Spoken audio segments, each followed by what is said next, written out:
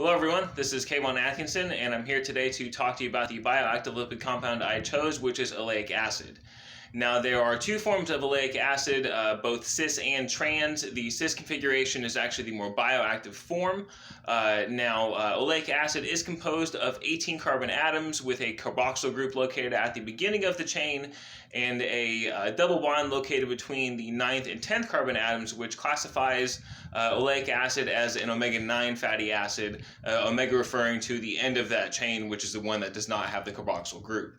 Now, the number of carbon atoms, which was greater than 14, and that one double bond does further classify oleic acid as a monounsaturated long-chain fatty acid.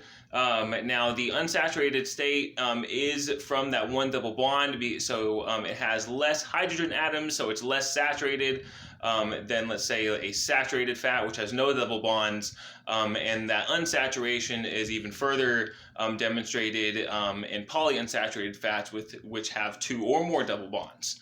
Now, the most well-known form of monounsaturated fat, as far as a food, is of course olive oil. Olive oil is shown to contain up to 80% oleic acids, but that it is actually dependent on the form of olive oil, whether it's extra virgin olive oil, and so on and so forth.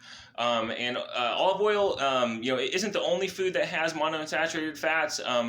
More common, or some more common ones actually, are walnuts, canola oil, and some seafoods, more specifically canned ones like sardines and mackerel.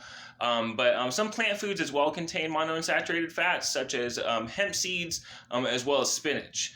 Now, some of the health benefits of oleic acid consumption include decreased production of low-density lipoproteins, which are commonly referred to as bad cholesterol. The low-density lipoproteins, or LDL, is considered bad because it's actually shuttled away from the liver, where it's normally processed, to some of your vascular structures, your veins, your arteries, where it builds up and creates a lot of issues, such as arterial and atherosclerosis, hypertension, and even more serious heart problems. Now, the decreased LDL production subsequently lowers the apolipoprotein B levels in the body to prevent some of the cardiovascular-related health issues that I had discussed.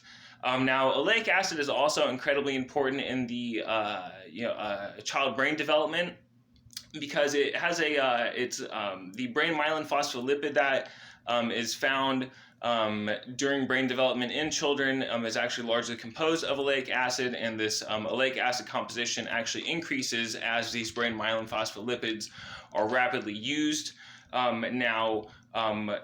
This does occur primarily during the first 2 years of life, but myelination occurs all the way through adolescence.